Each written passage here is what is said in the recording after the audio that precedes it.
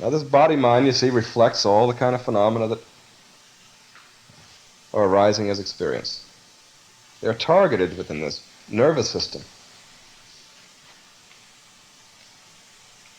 And there are various dimensions in which we exist. The physical is made up of the elements that are universally present in the physical universe. When this body dies, it disintegrates into all those elements again. It is utterly dependent on that process of elements in the material universe to have come into being and to persist. You've got to ingest all these elements in some form or other every day for the body to live. It doesn't exist independently. It has no independent existence at all. It is absolutely dependent upon a great pattern. And isn't dependent on that pattern just to have been born to begin with. It is dependent on it right now just to exist.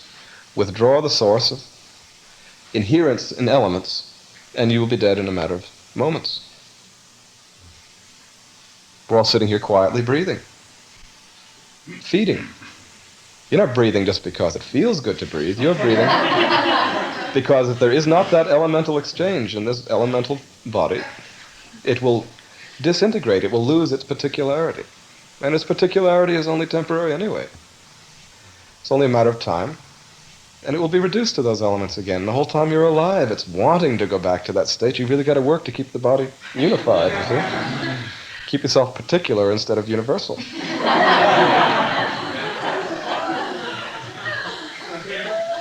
So the body doesn't have any independent existence. It's not itself. It's not enclosed upon itself. It didn't arise on its own. There's no seed inside it that brought the body into existence. Rather, everything in which the body exists, the whole pattern in which it exists is what brought it into being. Nobody inside brought it into being. Likewise, every other dimension of us is not inside, but it's just a modification of a universal pattern. The psyche and the mind are not inside the head and so forth, you see. We are surrounded by psyche, pervaded by psyche. The brain and the nervous system are just transmitter-receiving mechanisms. They're ways of participating in a universal field that is material and is psychic, you see. There's different degrees of subtlety. But the mind is part of a universal process of psyche or energy. It is utterly dependent on it. It feeds upon it, operates within it.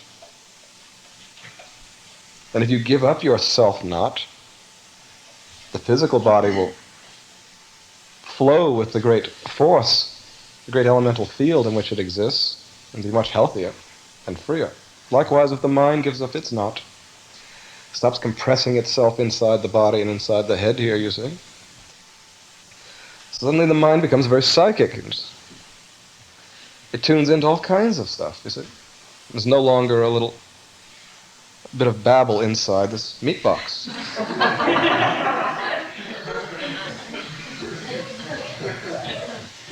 So mind is not being generated from some sort of point inside the head or inside the body, you see. It is the targeting or focusing mechanism of the nervous system to make sense out of particular events that implies this sense of an interior self. Just so our awareness is not arising within.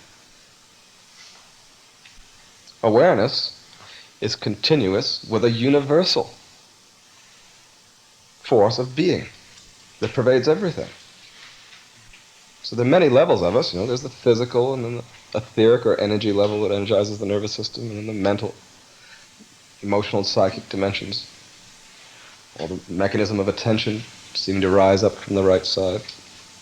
It goes to all these various mental and physical events. And then there's awareness itself. But awareness is not, what do you think, it's a point inside your body? It's not a point. It doesn't originate in the body. It is simply the ground level or fundamental consciousness level of the complex body-mind. Awareness, like the physical body, arises in a universal field. So there's no separate you. There's just this body-mind targeting all its data, reflecting them in awareness. And awareness is a universal, absolute condition. except that it is one of the layers of the complex body-mind. So after all this targeting of physical and mental phenomena and so forth, the last element of it is the consciousness of it. And all these specificities, particularities are projected then on this awareness by this body-mind.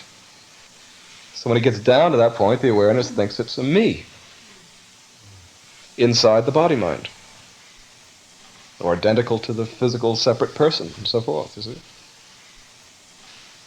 On conventional terms, in order to live and act and so forth, it's fine to call yourself me and refer to yourself and act in those terms, you see.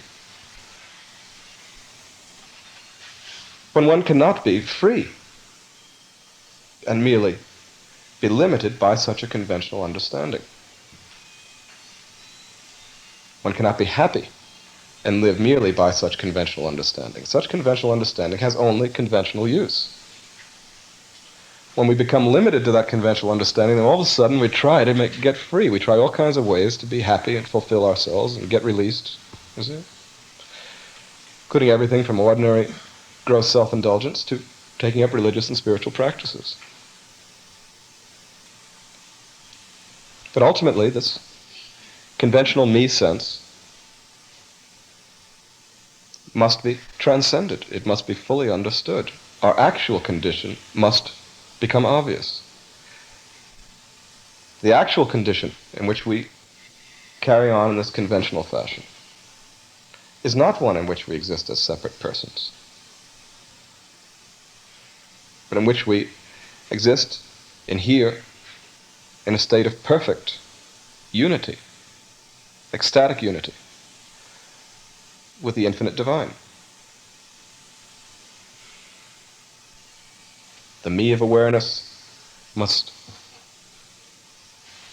surrender to the point of realizing its identity with the divine being. Everything that is body-mind must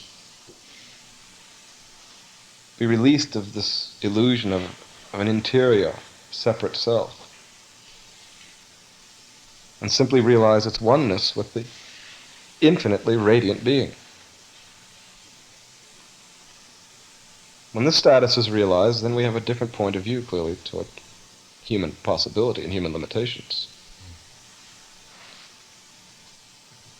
And of course, there's not the driven force of necessity that seekers in their egoic dilemma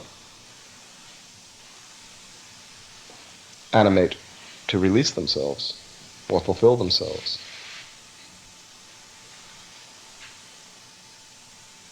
This life is simply a condition of attention arising within the universal reality. And it is not necessary, if we are rightly related to it, a process develops of natural transcendence of it. Therefore it becomes clear that the destiny or the purpose of human existence is to transcend human existence. Not to do any of the ultimately engineered things that human beings get it in mind to do from the conventional egoic point of view. Yes, while we live, there are all kinds of conventional fulfillments and functional relations and so forth. All of that is fine. None of that has any power to prevent or qualify for this ultimate realization. The force of all that is dissolved by that ultimate realization, and the conventions of life go on.